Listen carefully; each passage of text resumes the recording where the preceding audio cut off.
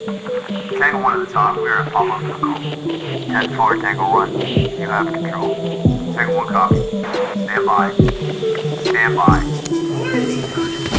Integrity, passion, resilience. That's what this place was built on. That's what our community is founded on. Don't act like the example, just be the example. This is the home of the greatest fitness community in the world. We're trying to create strong, able bodies, resilient to injury with a gas tank to get shit done. If there's one thing from this podcast, it's about taking immediate action. Find the problem, fix the problem. This is your opportunity. It's either a hell yes or a fuck no. It's that simple. You're ruining the Tango One Podcast. Now is the time to take action. Now's the time to do more and be more. Welcome to the Tango One Podcast. I'm Tony Smith, retired cop and tactical team leader, currently the owner of the Garage Gym and Tango One Solutions. I'm joined by my friend, co-host, fireman, and amateur stuntman, trainer at the Garage Gym, Casey Wright. Our mission is to challenge you and guide you to create an immediate action plan against your problems and weaknesses. And we basically just want you to do more and be more. So today we have a special guest, a good friend of mine, Sawyer Telegdy. Sawyer has been a part of the fitness industry in the Windsor area for over 15 years. It's been her career for the last 8 years. She's placed top 3 a bunch of times in national level figure competitions. She's a female, obviously, who's overcame a ton of limitations in the workplace to build an empire that is now known as the Shred Shop Inc. That she opened in 2018. Last year she stepped it up, moving downtown Windsor and opening the Windsor's first fitness boutique, the Shred Shop, an all-around wellness complex. We've stood together a ton of times now, it seems like, but it's only been twice, but it's raised almost $200,000 for this community. We've become friends through the business of strength, and we've known each other for actually a long time, which we'll get into in a second. So Sawyer and I first met. She worked at Starbucks years and years ago, which was like the hangout for my team. We would go there every single downtown shift, Starbucks, at University. least once a day. Yep. At least once a day. And that's how we kind of get to know each other. And then I started to pop up on my Instagram. She was making some noise out in the East End with the little place that you opened. Yep. And then absolutely. now with the big place. So this episode, we're going to talk about training, talk about some nutrition. We're going to talk about confidence and some goal setting, and who knows what else this will go. Everything in between. Yeah, so let's hear it. Background. So Starbucks, at some point you're at Starbucks and you get involved in fitness. So how did this start? All right. Rewind. I worked at Starbucks for like 11 years. Did you really? Yeah. Oh my God. Yeah. From 2005 to 2016. That's 11 years. Holy crap. Yes. We're all doing math. Yes. Okay. Question 1 then. What's on the secret menu? That thing's probably changed so many times. There was some wild stuff back in the day, though. I can't even remember, to be honest, because people would come through the drive-thru and I'd be like, "Oh, you're that guy. Oh, okay. Yeah, secret. Give me the recipe." No one knows what these are except for the people making them in on your Instagram or whatever. But working at Starbucks, avid gym goer my whole life. I was a ballerina and a competitive downhill slalom racer, so I used to race downhill and do lots of ski stuff as a kid. So I was always into solo sports, and I was in the gym and maybe I want to compete, I don't know. And I ended up getting a coach who I will give all the credit in the world to, Larry Wright. So some people in the fitness industry know Larry. He's probably in his late 50s now. He was a big deal in the bodybuilding world back when I was really young. So he sees me, he knows my mom, and there's this, not father-daughter connection, but just he saw this young girl that was really, really trying to learn about bodybuilding and learn about the fitness industry on a very, very, very intricate level. So he lended a hand. So everything I know to this day in terms of coaching and bodybuilding and figure and competing, I always give him the credit. And when was this time frame? I'm 20 years old, maybe 19 years old. So I'm 32. So do the math on that. Yeah, I am not a handful of years. Here. Yes, a handful of years back then. Figure and female, that wasn't a big deal back then. It was women were doing bodybuilding. I know it only sounds 12 years ago, but it was a long time ago in that field. Well, I don't think people realize how far the fitness industry and the all around it's exploded. exploded. I mean, great thing CrossFit did bring was that for sure, a lot of attention to women. Absolutely. And how good you guys are, and how capable you guys are in this industry. Yeah, 100%. So back then there wasn't a lot. There was like bikini was just kind of taking off. It was more geared towards like figure and bodybuilding. So he takes me under his wing and we train every single day from 4 until 6 p.m. and then Saturdays and Sundays too. It was like a 7-day program, and he just kind of molded me and taught me everything I needed to know, which is where a lot of my nutrition background comes from. Like, yes, I'm a licensed nutritionist. Yes, I've done all of the courses, but at the end of it all, it's the hands-on experience. It's the things. Experience over education. Honestly, right? And like, Right. Oh, you don't want to say that to our youth, but Jet, it's true. It's true. The things, yeah, the things you've tried and the things that you've done to yourself and the things that you've learned from, that's what holds the most power going forward to all my athletes, all my clients, right? So I started bodybuilding or in the figure category because I wanted to have more of a female physique, so they don't ask you to be super manually and super ripped. It's more of like a female look.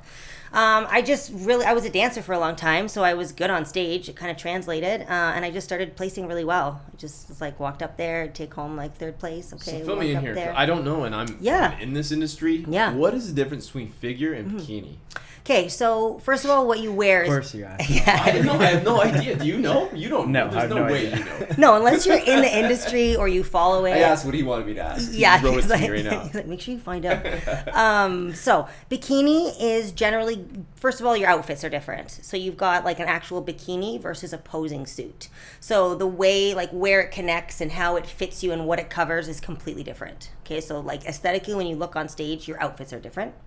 Then the body style that they're looking for. So they're looking for bikini athletes to be more flirty on stage, definitely more feminine. They're looking for muscle tone, but it's not in like a vascular, very like super, super, super defined way. Once you get up into like a national level or like an Olympia level, yes. But for the average person, you just have to like diet properly, do a little dehydrating, really focus on glutes and quads and hamstrings and a little bit of shoulder work and obliques, and like you're probably close. It's a very feminine, very attractive look on stage is what those competitors are aiming for. Then you get the next from there is figure.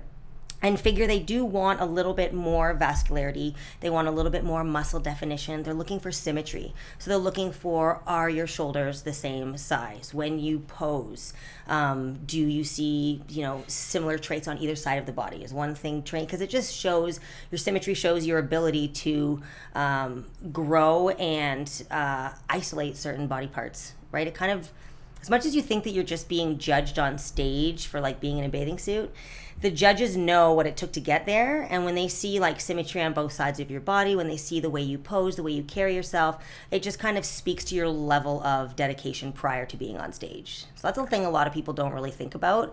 It's like, oh, I'm just going to get judged in a bathing suit, but it's not. It's so much more than that. So aside from the actual look, body type, what you do on stage is completely different. So the bikini models or bikini athletes will come out, again, the focus is on the glutes, the focus is on the legs. So the way they pose is very, like I said, flirty. They whisk their hair around. They do lots of stuff with their arms. It's much more showy to kind of like attract you to them, as opposed to the figure athletes. We have compulsory poses. So there's a front pose, there's a side pose, there's a back pose, similar to bodybuilding. But they're more feminine poses. You're in your high heels, just like the other category. But it's more rigid. It's more outlined. So it's a little more formal. I never want to put bikini athletes down, but when I have girls approach me and they say, should I do bikini or should I do figure? My question to them is always, how do you see yourself in life? Do you take yourself seriously in life, or do you take yourself like very lighthearted and airy in life? And that answer will tell me which category they belong in. Because if they're just like, airy and flirty and they don't really care much and they just kind of do their own thing, then that will project better on stage in a bikini, regardless of what your body can look like, because you can always tailor that and change that.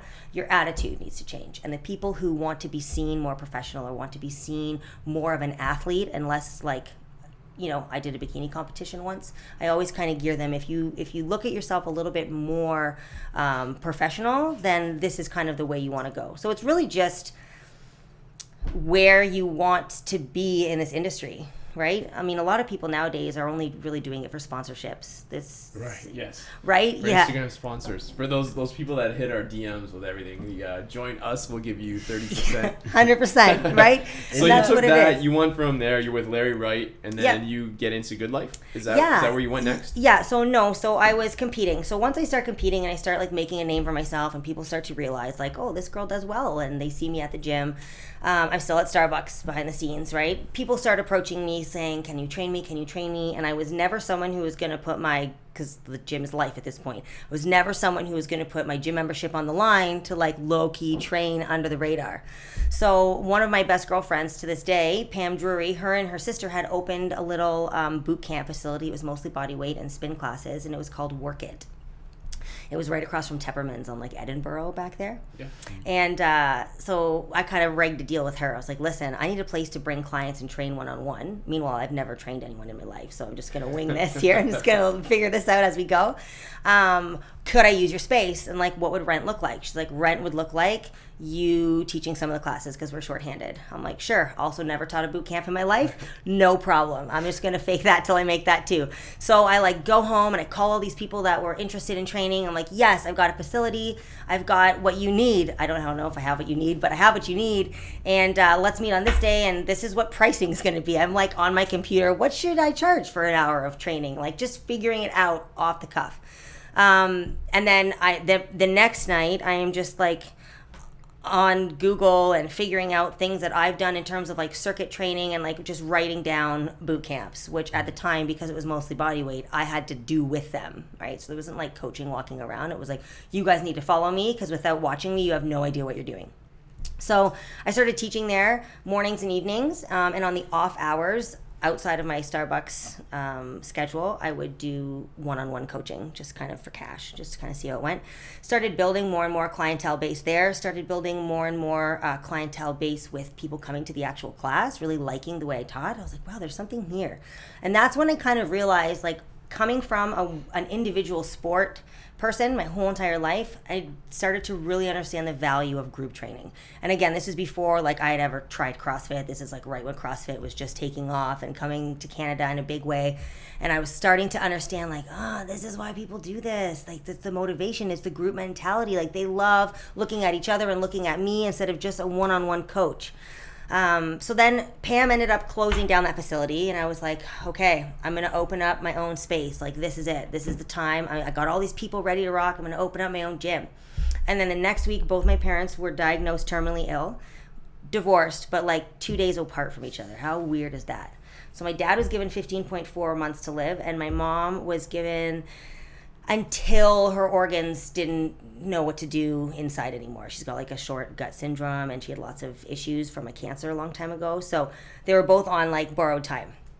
And I was like, okay, probably not the time to open up your own gym, because if I need to take time off, whatever. I also probably don't have like the business savvy at this point. I'm really good at training, and I have no effing clue what I'm doing in terms of sales or anything. So I had some friends in the good life, in the fitness industry, reach out to me and offer me a position as a trainer there. And so it was very safe. And that's where I kind of grew the Shred with Sawyer brand. So I was running boot camps as a personal trainer there, as well as training one-on-one, learning all aspects of the business, learning all aspects of selling, of like management, right? Just really learning whatever I could that I could eventually at some point down the road take with me. I was there for 2 years, and it was the best 2 years. Truthfully, like I know some people talk down about Good Life, but it really is what you make it. As a trainer, if you take your job seriously and you bust your ass, they treat you very well. So it was a really good point for me to start, to build that reputation, to build my brand. And then truthfully, it grew too big to house. So I moved from like one gym to a bigger gym to try and find more room where I could take these boot camps. I was servicing like 20 people a night, 4 nights a week, right? And so now you think of any Good Life you've walked into. And if you're not in that big studio, which is normally full of classes, right? You're on the gym floor, and now I've got my speaker out there, and I've got TRX straps everywhere, and I've got people everywhere. And it didn't take long before some of the members were like, I don't know if I love this. It's kind of disrupting my Ellen DeGeneres 4 o'clock on the treadmill time, like, so it just grew too big. So after the 2.5 years at Good Life, I was like, okay, I think this is it. I think this is like the time we make the move. And again, it was a very humble beginning. It was like, what do I have in my savings account? Okay, that's what I have to buy equipment with, and that's what I have to pay first and last month's rent with. Okay, here we go. Yeah, be resourceful. Absolutely. I mean, that's what it's about, starting a business. That's what it's about, maintaining a business through a pandemic. That's what it's about. Right? Like, at almost any point in life. So you decide you're going to open this business, and you move on to Jefferson, right? Jefferson right at the Enterprise Way. Yes. That's the yeah, cop absolutely. Knows all the back roads. yeah. Enterprise Quality Way, Way. Jefferson. Quality Way. There it is. And then it hooks up to Enterprise Way around Oh, the yeah, corner. it I'm does. getting rusty. Oh, yeah, she getting does. rusty from being gone. Yeah. So that shred shop opens up there, and you start Yeah. to like really like take off and build some steam. Yeah, Was there- 2,300 square feet. Was there any That like was it. feedback from, or not feedback, I guess blowback from the Good Life community? Because that is, I mean, all of us as gym owners, you being a gym Yeah. owner, all the other people, it's always the concern is that you're going to develop somebody and then they're going to open their own space, right? Yeah. Like that's always the concern. Did you get any blowback from that? Truthfully, I did not. I didn't. But I also made it a mission to leave on very good terms. Like I did. I was super grateful for all of the, opportunities that were given to me being at Good Life. I did not have a bad experience. I was not soured. I made my peace and I said, thank you so much for everyone. Like, some of the big head honchos and like my bosses, they came to our grand opening, right? I had invited them personally. I'm like, come see what I did. And this is because of you guys. And I think they all kind of understood where I was coming from too. Like I was hitting numbers in the boot camp world that like downtown Toronto and Yonge Street in the boot camp world was hitting, right? For like a small little Windsor club. So they could see the potential and they could see the growth. And the problem is when you are in like a corporation like that, there's a lid. And there's a lid on what you can accomplish and how I can market it and how I can broadcast it and how I can get this out into the world, even in terms of fundraising, right? Like, it wasn't Good Life's fault that the people that supported me had their hands tied, right? I just had a bigger vision than what I was able to do within those four walls. There's a huge lesson to be learned there, though, from those Good Life people 100%. that did that, is that, like, me being and you doing Yeah. in the same position, is that understanding that, like, my job here with my team is to develop them to do what I'm doing, to not necessarily exactly what I'm doing, but whatever, chase your dreams. Like, chase it, go after it, get it, and if I give you some skills that help you do that, go for it. And that's why, I mean, every time I lose an employee, Kieran getting hired with the Toronto Police, you're taking some interviews with Fire, like, there's always that like, oh man, but at the same time it's like, hey man, go get it. Like, I get it. I just quit the fucking police department. I quit a $100,000 job to do this. Yep. I understand why you want to do that, and I think that's something that we gotta, as employers and as leaders, you gotta really stand about. So, like, what's Shred Shop all about? So I'm gonna say, like, when I look at your videos and I've known you, it doesn't seem to me that it's like figure competition training. Right. It's right? not. It's a little not. different. Right. Okay. Yeah. So So what is when it? I opened, like, I have definitely developed athletes since I've opened Shred Shop because that was where my heart lied for a long time. I've kind of moved away from that in the last year, or maybe like 8 or 9 months. It's probably been a year now. I keep forgetting this whole shutdown is like this. It's a pause. It's like this pause that I forget we don't get was to count this on our baseball exactly. cards. So yeah, it's been about a year now, I guess, since I've really taken on an athlete and really developed them and brought them and put them on stage and gone through that whole bit. And I'm not quite sure that I will going forward, to be honest, just because I'm really loving like what we've created now at our new location. What is going on at Erie Street? It's exploded, right? So you take that risk when you double your size, you double your staff, you figure out what the hell you're doing. You just hope to God, you cross those fingers and you hope that this was a good move. Did I go to the right position? Did I go into the right area? Did I do what I was supposed to do? We expanded. We brought on Elevate Health Boutique, so we've got chiro and massage and like aesthetics and all of that attached to the back. So it was like.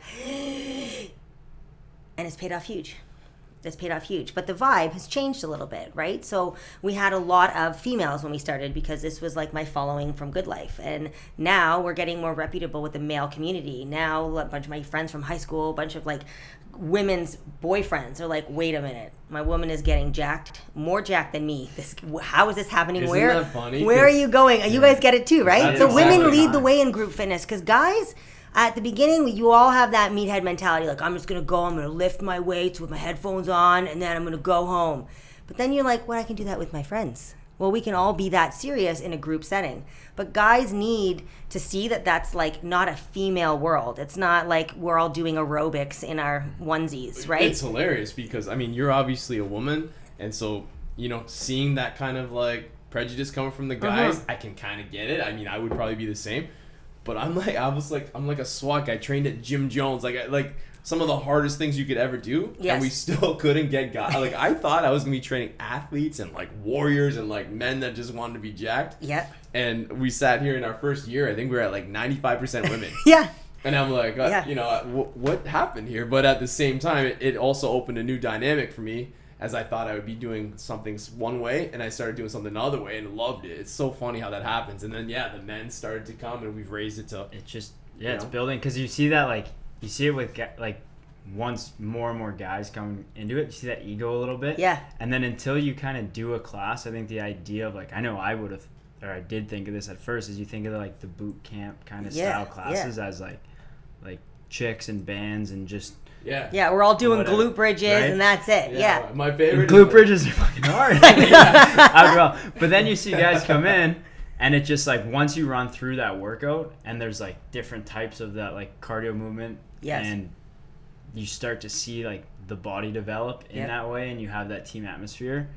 That's what's crazy about it, is how the team atmosphere with just general everyday people matches a locker room and things like that.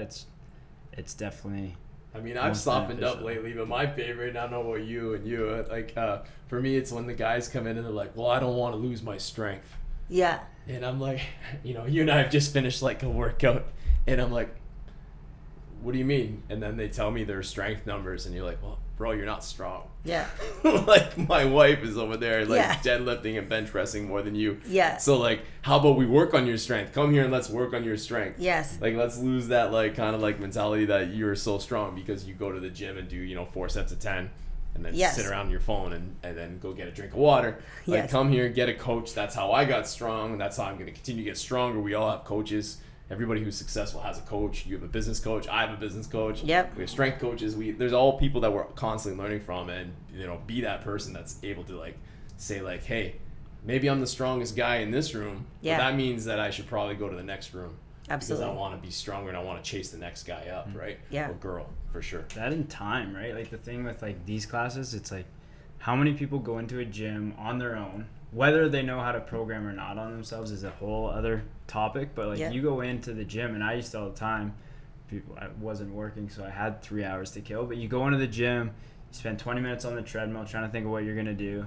You go through your workout, you bullshit with everyone who's around, and then an hour and a half, 2 hours go by, and you've done 3 or 4 supersets. You feel good enough to leave, and you go. As opposed to come in, you get run through a warm up without thinking before you know what's happening. Then you're halfway through a workout, and you've done probably 3 times as much as you would have done in 3 hours on your own in 45 minutes or an hour. How much better would you have been if there was always somebody saying, hey, 60 seconds rest is up? 100%. Because our 6, even when you and I train together and there's no one coaching us, today our rest time on our squats was 4 minutes. Yeah. Hey, let's but we're being strict. Let's work on our tans and let's do this. Yeah. All right, so let's talk about, so you're being a male in the woman a gym that's full of women. One of the things, and Danny's here to help me with this, is trying to convince women that if you're not competing to be on a stage in a bikini, okay, and your trainer or your nutritionist prescribes you 800 calories and a whole boatload of supplements, you need to start thinking about what you're doing. Yeah. How do you get around that with women, and what do you suggest? And Danny's working on, I'm trying to encourage women not to worry about the scale as much as how they feel and how their clothes look, because I think an overweight woman is almost easier for us to deal with than somebody who's underweight. Somebody, I mean underweight or skinny, I would say, or because it's hey, you're probably gonna gain a couple pounds. Yep. And the look on their face is what? Yeah. Right, but you're gonna look so much better, in my opinion. I mean, but that's the number on the scale. I think is just something ingrained in everybody, that it's this is the one stat you have to look at. Yeah. But it's you could be, for me, I've been through fluctuations through sports and stuff like that, and it's it could be 190 and have bigger chest and shoulders, but if I drop down, it's almost opposite with us. It's dropping down to 70 pounds. I can still go to that, lift the same amount of weight, and have a different look to it. People get so caught up in the number on the scale. It's how often is someone just walking by and picking you up just to, Yeah. oh, I feel 4 more pounds. Like, what's going on? Yeah, people notice how you look. What's your workaround there? Like, Yeah. what do you do? How do you combat that? Okay, so it's a constant. First of all, as coaches, you need to just digest the fact that it's going to be a constant struggle. You also need to put yourself into, again, we're talking about mostly females, okay, for this, because men tend to understand a little better, and their main concern is how they look. What? Yeah. Nobody's ever said that to us. Thank Are you being serious? That's going to be the Oh, I'm like, That's gonna what? be the highlight You dudes reel. are the best. No, You okay. guys are like, oh, Well, I get to eat cheeseburgers, and then I get big. This Casey is and a great. group of girls and our full timers here, and then we get like jacked, but we don't understand it. Anyways, keep going. Sorry Yeah, to cut you off. it's okay. No, it's a That was a beautiful win thing. for us. Thank you. You are welcome. You plug that in wherever you need to going forward. I got Over your and back. over and over. Exactly. Yeah. Exactly. So when we're talking primarily females, I always, when I sit down with someone, first of all, I look at their age, because the older they are, the longer they've thought that way, which means the harder it's going to be to crack. Yes. Okay, so you need to like rewind and start from the basics. If I'm looking at a 55-year-old woman, I know for probably 45 or 40 of those years, she has been ingrained in her brain that scale is everything to her. Whereas if I look at a 25-year-old girl, maybe there's only 10 years there. So that's a lot easier of a curve for me to kind of manipulate going forward. So addressing that and kind of knowing what you're up against is the first thing, because it just stops you from getting frustrated. You just have to be compassionate and understand that you are going to be a broken record for these people. And one day you're going to get in there, but you're going to have to earn their trust and prove it to them. They need proof. Especially the ladies who grew up with the Jane Fondas, and they grew up with the Buns Blaster or the Thigh Master, all Buns that of crap. Steel. Yeah, exactly. Yeah. Exactly. So I my used to do those with my mom. there you go. See, Buy these shorts. your It's so mom damn probably tight. stares at the scale all the time. Your mom's She used probably- to. She used See? to, but now she's a believer. Good. So my work around that is understanding where they are and really understanding what their biggest fear is, because that number represents something to them, right? There's the psyche behind all of this, the psychology behind why they're afraid of the number changing, what that reflects to them, what that means to them. And getting into that portion, that's where you're going to be able to change it. I can tell you the scale doesn't matter, but until you start to believe the scale doesn't matter, you're just going to stare me blank in the face and go, okay, and then go have a meltdown in your car the whole drive home, right? So I figure out where they're at, what their biggest fears are. Because in addition, if you give them food to eat that they've been scared of, they're afraid of carbs, they're afraid of fat, they're afraid of, certain amounts, certain calories. They're afraid. A lot of the poor choices people make surrounding nutrition is fear-based. And that's no good, because they're missing out on nutritional value. They're missing out on so much more than just like the calories and what they need to be eating. They're missing out on all the nutritional value from all the food you're supposed to be eating, right? Which generally dictates how your body moves, functions, recovers, sleeps, all of that. They're also missing out on how good it tastes. Absolutely. I'm like baffled that people think that I eat this like boring, bland diet. Like I eat pretty healthy, and I eat whole foods. But Yes. they're delicious. Like, it's amazing. Like, you can eat well and not have to cover things in sauce and all these different things. It's pretty insane. Like, with the beliefs that still happen in people, and that's all coming a lot from the marketing and the days in the 90s when it was like, the industries are trying to get around sugar free. You call it diet. Fat free. Yeah. People are terrified of fat. We're calling it fat free. But they're increasing something somewhere to make that difference up. Yeah, exactly. So we use knowledge. I just try to inform them and teach them and show them and prove them, because knowledge is power. And when you are left in the dark and you are filled with fear, there's no opportunity for you to learn and grow. So we have our body composition scale. That's what I weigh everyone on for all of their nutritional needs. So every month, people who are on my nutrition program have a monthly weigh-in every 30 days, and we break it down. And I do not ever really focus on that number on the scale. I explain to them what their body fat is, what it should be, why it is where it is. Then I explain to them what their muscle mass is, where it should be, why it is what it is. Then I look at their water intake, because again, women, certain times of the month, we're going to be heavier because we're holding more, because there's shit going on down there that needs some support and needs some water. You guys don't understand this, but... Right? He's But educating women, the kid here. I zone out. He's like, I'm married, earmuffs. I get But it's as I don't simple as understand it, but I that. get it. It's as simple as, women know that. They know it. But they still are defeated when they see that change on the scale. right? They know. So I educate them. I explain to them. I month to month to month to month, we look at less the number on the scale and more set a body fat goal. I wanted to drop this many percentage by next month. This is why you need to eat these foods, because that's going to do that. And slowly but surely, if you can prove to them month after month that even though the number has not changed much, look how much muscle you've built, look how much fat you have lost, and then we always take inches because the inches don't lie. And I use the same tape measure all the time. I don't let them go home and do it with their own tape measure because that shit is not always accurate. And then again, you try to eliminate any opportunity for there to be a discrepancy. And there's also the difference when somebody holds the tape measure. That's Absolutely. That's a big training thing. We learned that here real quick. Yeah, you can. Danny's the only one you who can puts lose, a tape measure on anybody. Yeah, you could lose 6 or 8 inches in 30 seconds if you hold it. So, like, explain to me more, like, so the 800 calories will work to get people looking a certain way, but it won't work for long. No. You know, and like, that's awful. That's what we're really trying to get home here, and that's why when we run our transformation challenges, it's not based on just the pounds. Like, the pounds are there for some people, and it's going to happen for some people, but also people can make a significant difference in their body composition. Yeah. Which is, in my opinion, much, much more important for the most part. There's some people Absolutely. who really legitimately need to lose 50, 100, 150 pounds. But there's people who don't. Yeah. Who are going to actually gain muscle, look better, lose some inches, and be way healthier, vascular. Like, there's all those different things, right?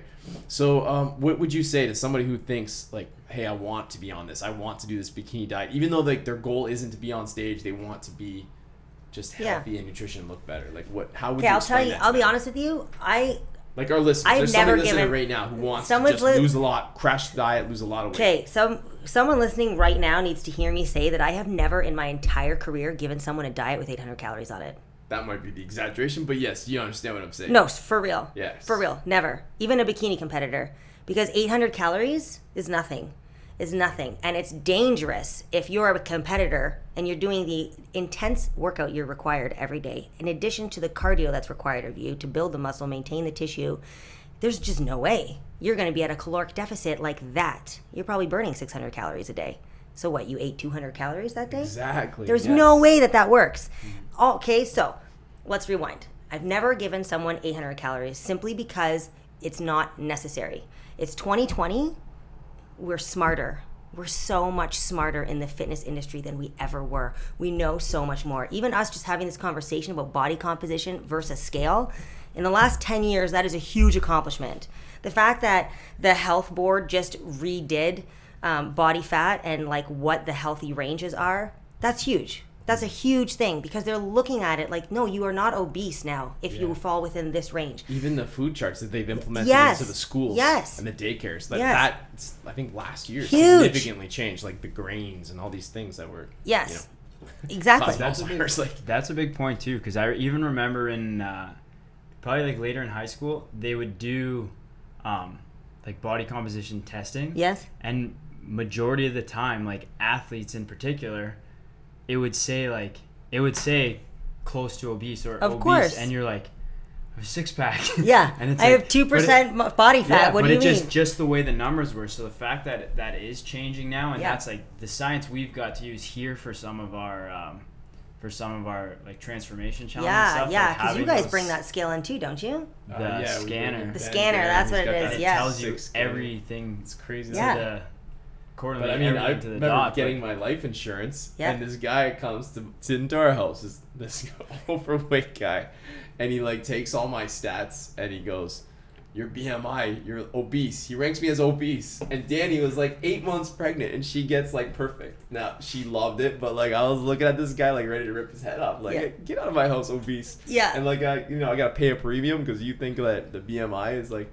But anyway, that's it's archaic. A whole other... It's archaic. It's like it needs to change. There's so many things in the fitness industry that are old ways of looking at things. And if there's one thing that like I try to convey to people nowadays is it is broke. So we do fix it. This is not like if it's not broken, don't fix it kind of situation. It is broken. You don't need to be eating 800 calories a day. You just don't. Not if it's good food. If you're having a cheeseburger and that's the only thing you ate all day and that's 800 calories, fine. Eat your cheeseburger, have a piece of chocolate, call it a day. But 800 calories of proper fruits, proper vegetables, proper omegas, proper amounts of protein, that I eat that before lunch. Right? Yeah. And I don't think that I carry myself in a way. Camera flex, right? Like, you know what I'm saying? No, I'm just kidding. But it's true. It's true. So for someone that's listening, they need to understand that you don't need to starve yourself, right? Yes. There's a difference between being malnourished. You can't put yourself into that state. And when you look at competitors, the way that they eat is they're not really depriving themselves of much until you get maybe 3 to 2 weeks out. That's when you start cutting all the carbs out. And it's for a short period of time. It's for 2 weeks. And they admit it's not healthy. 100%. It's like fighters cutting weight. They will openly admit that it's extremely dangerous for the body. Yes. I mean, I've been there with Randa, watching her cut weight and helping her cut weight. It's insanely unhealthy. And but we all acknowledge it. Within 2 hours of her being done her weigh-in, she's up back to her 100%. Like 10 pounds up, ready to fight. 100%. Like, and unfortunate that they have to go through that. It's rules are rules, I guess, but they have to do what they have to do. Yeah. So, like, I just can't get over the fact that people are still in the belief of this, but we have to get over that because we have to help them get there and understand it. Right. What's really cool to me is seeing when somebody actually believes. So we give them their macros, and they're like, "Oh my God, this is more food than I can ever eat." And then they get there within 2 weeks, 3 weeks, 4 weeks, they start actually hitting those macros. Then 2 weeks later, they start to realize, one, they've lost inches, but they're also hungry. Like, my metabolism? What's this? And they're actually eating in deficit still. Yeah. And then you bring them up a little bit more, and they still keep seeing gains. It's pretty crazy to think, because people, like, when they first see that number, they're like, I can never eat this much. Why am I eating this much absolutely, carbs? absolutely. People are terrified of it. In survival mode until that point. They're just like feeding off of whatever's left, and so like you're not hungry because your body's used to having this much food. Yes. So it's waiting. It's waiting to get fed. That's it. Thank you for bringing that up, because survival mode. Okay? I explain this to all my clients as well. Let's go back to that 800 calories. That 800 calories is starving. Okay? We need to remember that without our brain, your body's job is to survive. Your body's job is to hold whatever it needs to, keep whatever it needs to inside of you so that you don't die. That's its only job. Your brain is the reason it knows why it's doing that. Okay? So if you don't eat, like we talk about, your metabolism is sluggish, right? I'm only eating 800 calories a day. Well, that clearly means you're not eating often enough. Or if you are, you're picking throughout the day, which is not going to help you at all either. So if you're in a starvation mode, if you're having a caloric deficit that's too low, or you're simply not eating frequently enough, the time in which you are not eating, your body does not know that you are not stuck under an avalanche in the Alps after a terrible ski accident. Your body does not know that. So your body is going to hold on to everything. And you must keep your bladder at least 98 degrees, or else it has potential to go septic. So it's going to pull all of your heat down there. It's going to pull all your heat to your organ, to your heart, that's got to keep you alive, right? People don't think like that. They think food is just food. They don't realize that it is the essence of your being alive. So when you don't eat for 6 to 8 hours, your body does not know that you're just at work busy with clients. Your body thinks, holy crap, we're under an avalanche. We don't know when we're going to get our food next. So I'm going to hold every ounce of sweat and water inside me, because if she doesn't get more, this might be all we have. I'm going to hold every ounce of fat that she's eaten in the last day or two, because this is the only way to keep her insulated so she doesn't freeze of hypothermia, right? That's what's going on inside your body. And then when you do eat in 6 hours, it's like whom, and everything stores to keep you alive. So the reason why people start to get hungry is because they've woken their metabolism up. And now they're eating, pooping, eating, getting energy, eating, pooping, eating, energy, and their body. She's describing my day. But my day too, your day too, Eating, hopefully, pooping, right? Taking a selfie. Yeah. Always after the poop. How? Always after the poop. Always The after the selfie's poop. Always after the poop. On the toilet selfie, or? Sometimes. Okay. But that's such a good fact, because even through like the programs we do, is like you see everyone who follows it at least like 80% or 90% to what their numbers should be. You see it the first week. They're like so full. Yep. And then a week later, they're like, oh my God, or 2 weeks later, it's like their body has started to trust that there's more coming in. They have so much more energy. Their day's better. Your mind's like more clear. Everything's starting to work now. And then 3 weeks in, 4 weeks in, they're hungry again, because now your body's used to this. Yep. And it's feeding all these things. Like, your workouts are better because now you have energy to actually get your max output. Yep. And then you're feeding those areas. Yeah. And people don't understand, like, the whole time, like you said, they've just been like, their body's just been in dire need of anything, but you can still survive off it. Yeah. It's just eating away at. And it'll hold too, right? The people are like, well, I've been eating 800 calories for 2 months now and I haven't lost any weight. No kidding. Because your body doesn't think there's more than that coming in. Your body is literally holding on to everything. And then when they start to eat, how is it possible that I'm losing weight and eating more? The grogginess and headaches all of a sudden go your away. body Right? is like an incredible. It's a I'll tell you a machine. great story about a body. Please. So we were doing we're doing like mimicking some explosive entry. So we blow through walls. We do and go in like we're doing a raid. So hostage rescue really. So we blow through a window, and a guy who's with me on my team steps through, and it was we used obviously old houses that were abandoned. He steps on the windowsill, and the windowsill gives way, and there was a little tiny shard of glass in the frame. And as he went through with his gun, the window frame went down, and he went, and it slid right through his shirt, cut him like bad. However, his body like closed that injury. Yeah. He finished this whole scenario. Granted, it was a scenario, but like he was newer at the time, and his adrenaline was up. And he finishes this whole scenario. Actually, puts like 3 bullets in the bad guy's head with a hostage. And then I look at him, and he's like starts to turn gray as the adrenaline falls, and realize that like he's to the point where I actually had to tourniquet his arm. Yeah. Like he starts like spewing with blood. Yeah. And that's how crazy, how in tune your body, your brain is with what's going on in there. And so if you're not feeding it, it knows that. If you're feeding it too much, it knows that, right? The body knows what's happening. So let's take a break right there. Read an ad. You guys can fill up your Pepsi. Yeah. Grab some ice if you need it. Oh, yeah. But this episode is sponsored by Stephen Kidd Financial Advisor. Does your financial advisor take the time to really listen to you? Is your financial strategy personalized for you and your family? Will your financial advisor be there as your life and financial situation change? When you work with Stephen Kidd, your local Edward Jones financial advisor, he focuses on what's important to you.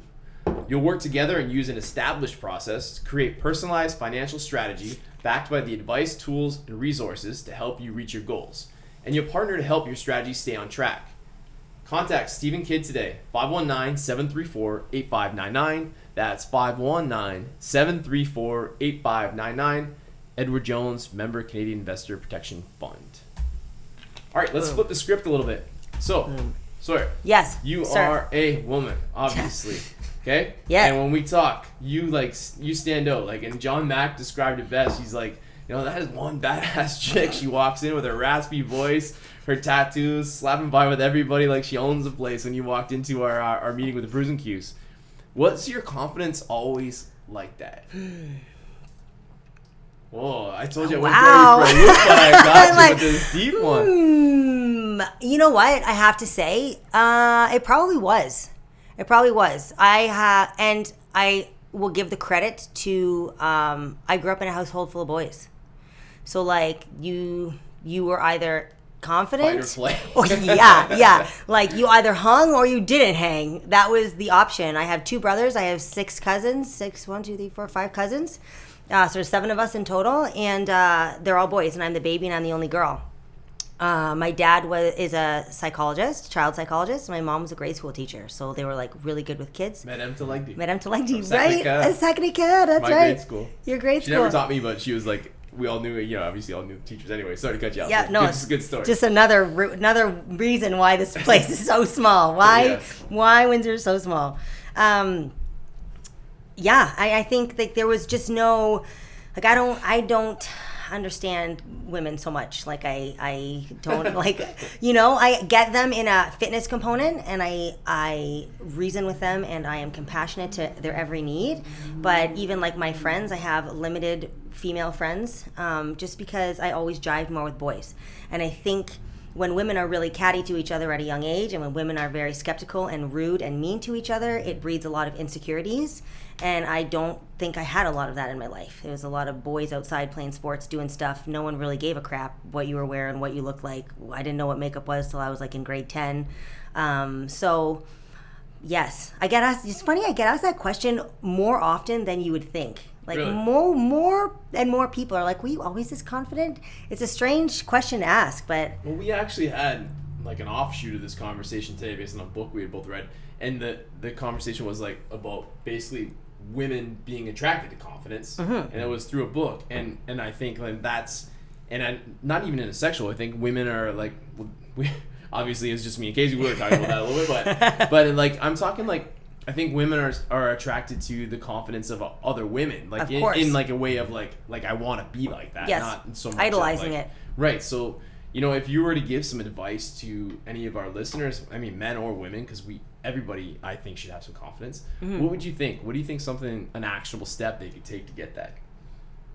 All right, I told you I wouldn't stump you. I know you're getting me good right now. I didn't plan on doing this, but you know the tequila is flowing. That's all it took. Eh? 2 deepies out. And this is like the easiest thing to say and the hardest thing to do, right? I'm very aware of who I pay attention to.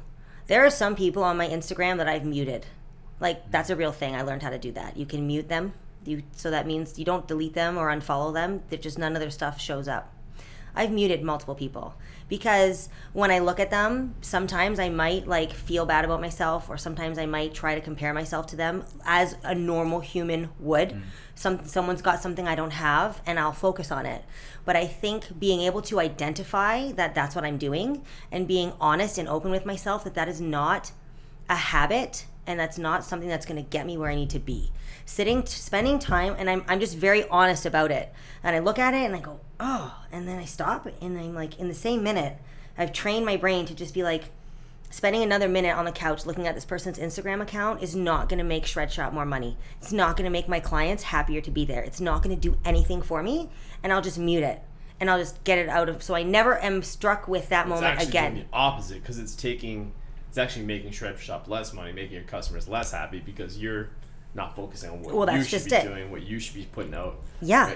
100%. Yeah. And like I mute people on daily, and I actually recommend to anybody listening, like I don't even just mute people, like I try to delete 10 people a day. Yeah. 10 people a day. And it's keep not the like people a that motivate thing. you. It's like it's for me, Instagram is more business than it is personal. Me too. And so for me, it's like if it's throwing me off track, or if it's bothering me, or if I don't have the confidence, like you said, you know, like there's other gyms where I'm like, man, this is pissing me off, and it's pissing me off over and over, mute. And then once I feel like I'm back to where I should be, unmute and support just the same. It doesn't mean I'm not supporting, it just means that you're doing so well, you're throwing me off. And, that's just and it. For me, that's a weakness that you have to be like, instead of like doing the comparison, just be like, hey, I'm super happy Sawyer sold whatever, 300 this, or you know, how you message me like, hey, congratulations on that. Like that's what you want to be. You don't want to be the person who's like, man, I wish envious, right?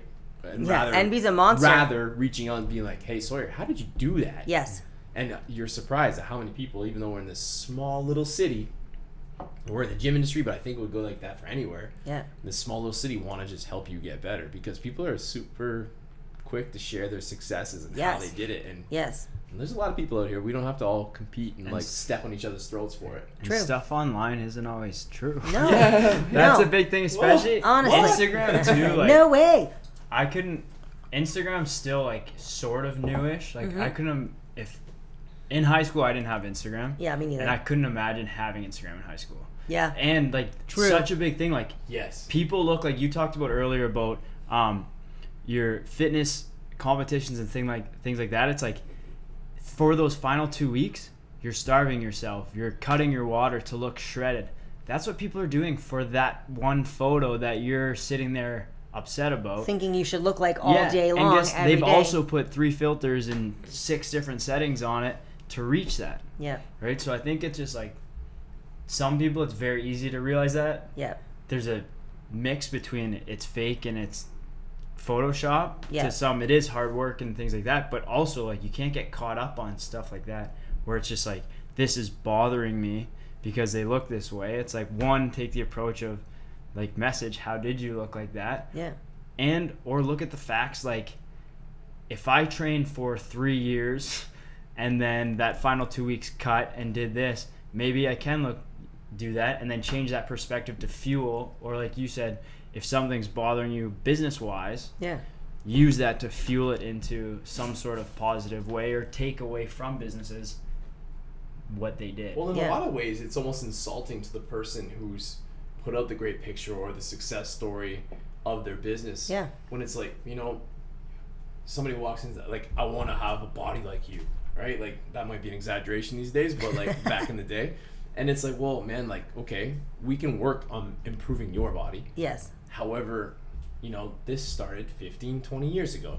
Or like the success of the garage and the success of Shred Shop has started, 15 years ago. Like, it's not like, so we need to, like, you're starting from zero in a lot of ways, then don't compare, because like, you're not comparing apples to apples. That's just it. You're starting where you're starting, and I started at that point somewhere, and like, let's get you there as fast, because if you learn from somebody, if you have a mentor, you're gonna get there way faster. Oh yeah, there's no doubt around that.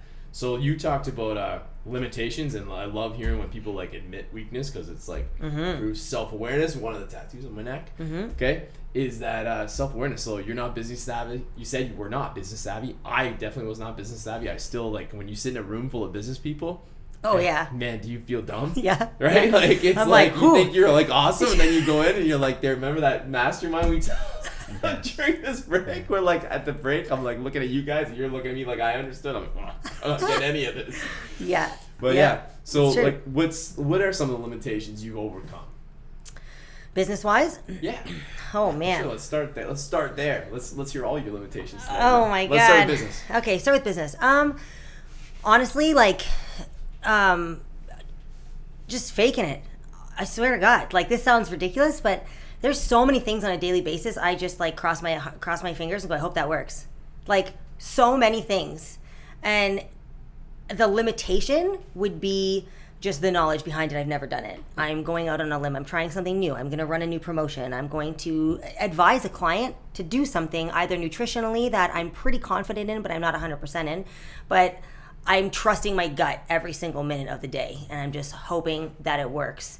And I've taken like that limitation and, like you said, kind of using it to fuel forward, like just trusting the fact that it will work and curving and skewing anything along the way that might not work. I've truthfully been pretty fortunate, but I tune a lot of crap that I don't want to hear or that I don't think will help me out. I tune so much out in a day, and I focus on the people who I know and I can trust. And that's a big thing that I would tell my competitors too. Like, opinions are like assholes. Everyone's going to have one. If you pick a coach for a competition, you listen to your coach. It doesn't matter what person comes up to you in the gym and gives you another piece of advice or whatever. And I've taken that in my business too. So, and like doing the with Joe there. Business of Strength? Yeah, the Business of Strength, shout out right? To Joe and Dan. Shout out to Joe and Dan. Like, having someone in my corner, business-wise, having like a mentorship program, someone I can turn to, someone I can ask these questions, like, that has taken so many insecurities off my plate. That was worth every single penny I invested into it, because I now no longer have to trial and error something. I can go, hey, here's what I'm thinking. What do you guys think? And I've got someone in my back pocket who's done it, tried it, succeeded, or failed, and then improved, and is going to tell me to skip those 5 steps and do it this way. Right. That is a game changer. Like, I will never not have someone in my corner ever again going forward. So, my first weakness would just be like knowledge and just business savvy, and using those steps. Like, you referred them to me, you know what I mean? That was a huge, I am so grateful that you did that because that was a game changer. It was an opportunity that you presented to me, and it was my choice to step up and take it. You know what's wild? So you talk about opportunity, and we talk about if it's free, like we always say, you got to pay to play. Like, when you give away free stuff, it never works. Right. And we gave that away to 12 people, and I don't know that more than 3 took the call. Right? And I, obviously you would have to pay to stay in there, and maybe other people have other things in place, but it's just an example of, like, people just don't take action. I think what you can overcome in business is by taking action, by moving forward, because I think why we succeed here is I've usually taken 4 steps before anybody's taken 1. So if I got to take 2 steps back, I'm still 1 step ahead. Yeah. And realizing quickly, being able to have the self-awareness to realize quickly that, hey, that ad campaign sucks. Yeah. Like, I thought it was awesome the day we put it out, but man, it sucks, and this is why. Yeah. And that's This how is what you like. that's how you're gonna learn from things too. Like you talk about having people in your back pocket kind of for advice with things, but you also mentioned like you go out on a limb sometimes and try something, right? You're not gonna learn more about like if you have your own style of training or your own style of nutrition. Yeah. In order for you to like get the perfect product, you're gonna have to try a few things, and you're gonna have to, like we talk about all the time, you're gonna have to fail. Yeah. And learn from it and take away from it. And then at the same time, if you start something and it's going well, now you can also talk to people who have done it, and they might tell you yes or no to like continue with it or do other things. But like you're not sitting there like, oh, you have an idea for me, let me take a week and consult all these other coaches, then I'm gonna try it and hopefully it works. Like take action with it, start it right away, and then fail a few times, and then at some point it'll work out. And that's how people, like, that's how I think like the smartest people get there. Like you just keep trying shit. Like anyone who invents something makes 30 prototypes, 100 prototypes before they find the right thing. Right. So it's being able to like take that kind of on the chin and like move from it and learn from like everything. Understand that the shred shop, the garage gym will never run perfect. Right. Like, and that's a huge thing to learn. So fucking wrong. Like, that's a huge thing to learn too, right? Because you have this ideal. Like you think of something in your head. Like when you were, envisioning what this place was going to look like, how it was going to operate. Is this what you thought it would be? Or have you exactly not even close. Right? Same thing with me, right? Like I had this vision and I'm just like rolling with the punches every single day. And every single day it's evolving into something that like I was unfathomable 2 years ago in the best way possible. But it's like just taking all those opportunities and like continuously not being afraid to fail, which so many people are. And when telling people what you're gonna do. Like I remember walking into our year meeting, it was like our quarterly meeting in the summertime, and I said, hey, this fall we're gonna run the biggest fundraiser this county has ever, like this city's ever seen. And you guys are like, well, what are we gonna do? I go, I don't know. But we gonna do it. Like I don't know. 90% of Tony's ideas. I don't know. This is what we're gonna do. But like, do you have a direction? Not really. We'll figure it out. But you set that goal, and you're like inside of you, your intuition just finds a way to get there. 100%. If you're passionate, you'll find a way to do it. You had a dream of opening the first wellness boutique in the city, and you probably told some people, yeah. And then, did you know the steps to getting there? Absolutely not. Hell no, right? I was like, find location. Okay, that took 2 months.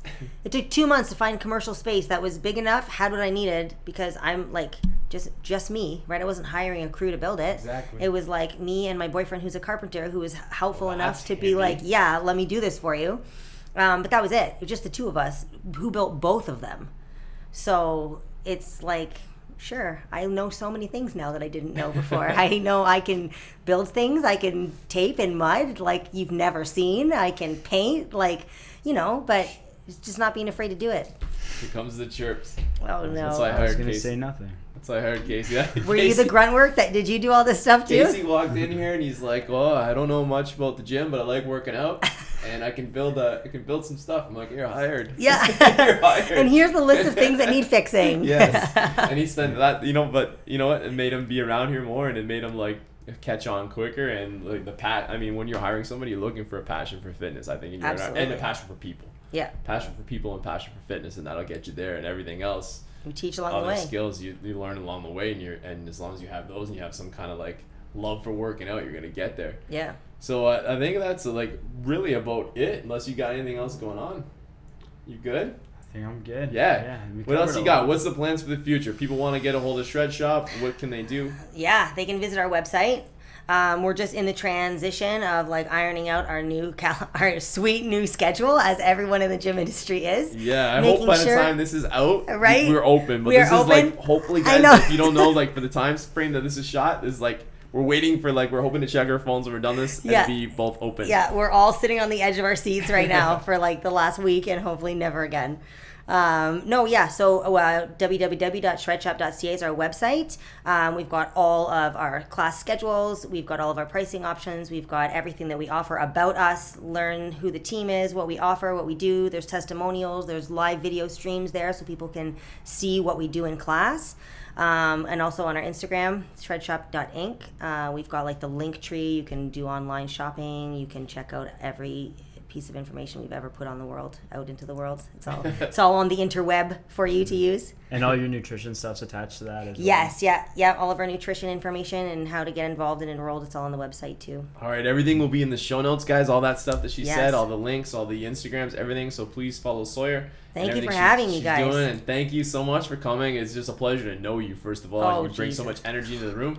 And Schmoozer. Looking forward. Hey, that's all I got left. That's the tequila talking now. Yeah, next to Kendall here. That's all I got left. But no, thank you for everything you've done for this community, and looking forward to making some more fundraising money with you. Absolutely. Cheers. I'll cheers my Pepsi to that. Cheers. Woo-hoo.